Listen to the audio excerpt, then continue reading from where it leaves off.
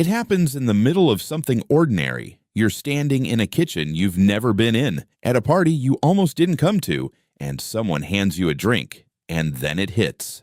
Not a thought, a feeling. Every detail of this moment. The way the light falls where everyone is standing. The sentence someone just started saying. You have lived this before. You know you haven't. You've never been in this kitchen, but knowing that doesn't touch the feeling at all. For about 10 seconds, two things that cannot both be true sit side by side in your head. This is new. This already happened. Then it dissolves, and you're left standing there, quietly asking the question people have been asking for thousands of years. What was that? Roughly 2 out of 3 people have experienced déjà vu. It shows up in every culture on Earth, and for almost all of recorded history, science had no idea what it was. Because you can't study something that arrives without warning, lasts 10 seconds, and leaves no trace. So for centuries, the explanations weren't scientific at all. Déjà vu was evidence of a past life. You'd been in that kitchen before, just in a different body. It was a psychic glimpse of a forgotten premonition.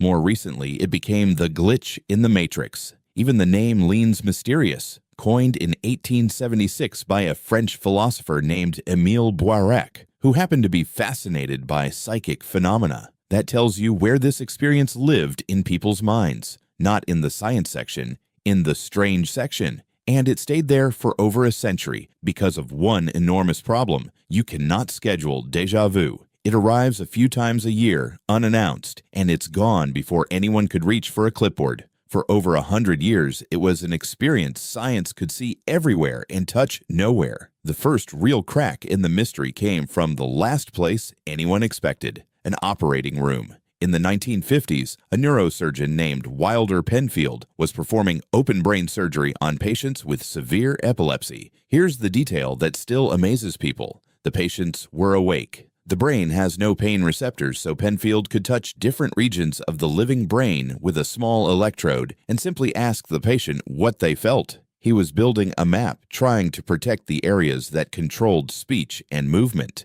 But when his electrode touched certain spots on the temporal lobe, the region tucked behind your ears, deeply involved in memory, patients started reporting experiences. Some heard music, some relived scenes from childhood, and some, the moment the electrode touched down, were flooded with the overwhelming feeling that the present moment had happened before. Déjà vu, on demand, from a single touch.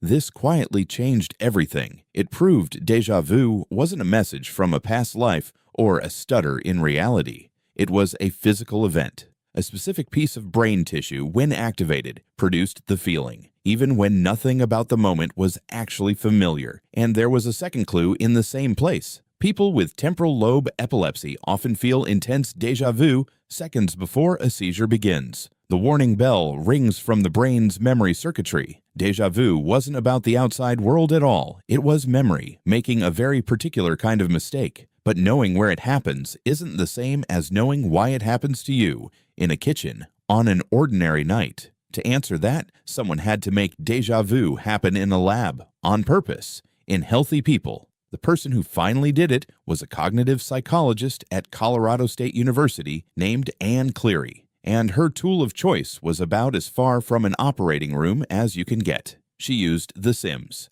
the video game. Cleary had a hypothesis.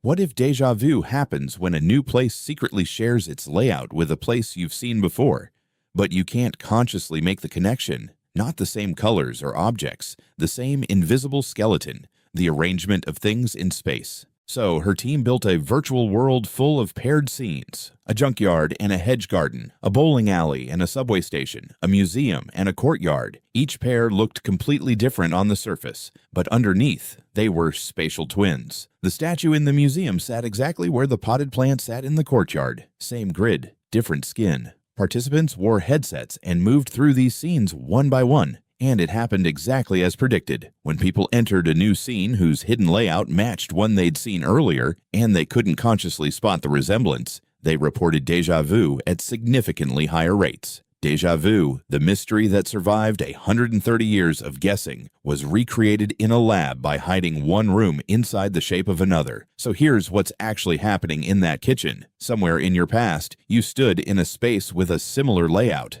A different kitchen, a classroom, a scene from a movie you barely remember. The details are gone, but your brain's familiarity system doesn't need details. It runs on pattern, and it's always scanning in the background, asking one question.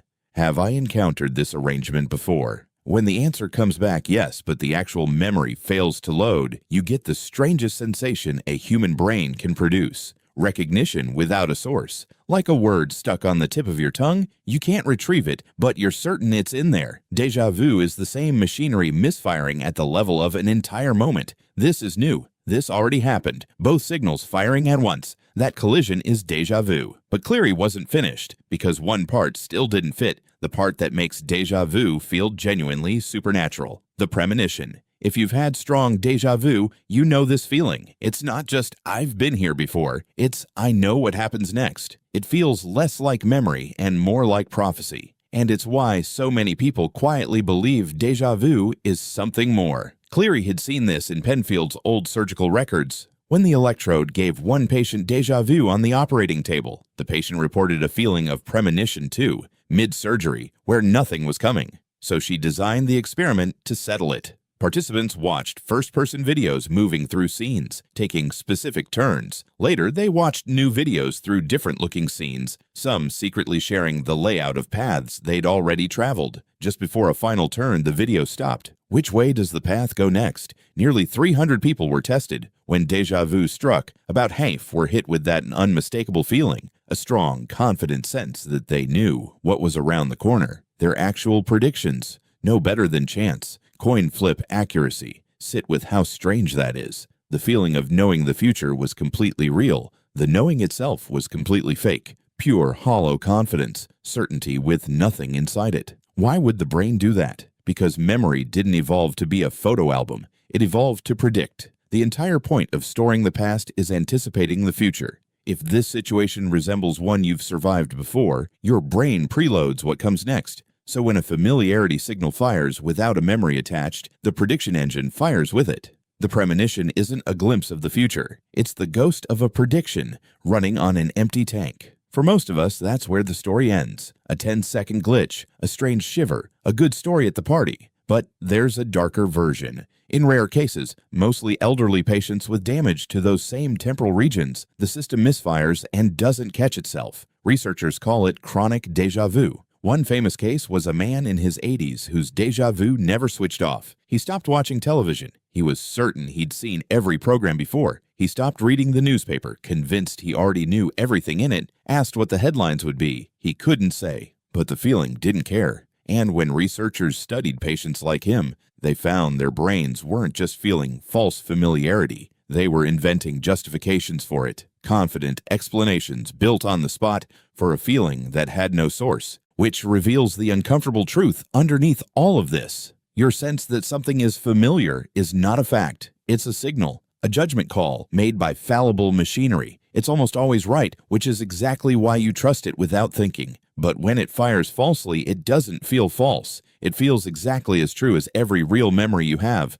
So what should you make of it the next time it happens? Here's the reframe the research points to, and it's the opposite of what you'd expect. Déjà vu isn't your brain breaking. It's your brain catching itself in the act of almost breaking. The false familiarity signal fires. That's the error, but a second system immediately flags it. Wait, we've never been here. That uncomfortable clash of new and old is your error detection system working exactly as designed. The chronic patients feel no clash at all. Their fact checker is gone. Your unease is the sound of yours doing its job. It even fits who gets déjà vu most. Young people with the experience declining across life. Probably not because young brains make fewer errors, because young brains are better at catching them. So the next time you're standing in a kitchen you've never been in, hit with the impossible certainty that you've lived this exact moment before. You don't need past lives or glitching simulations. Somewhere in your past is a room whose shape your brain never forgot, even though you did. For 10 seconds, that ghost of a memory reaches out, matches itself against the present,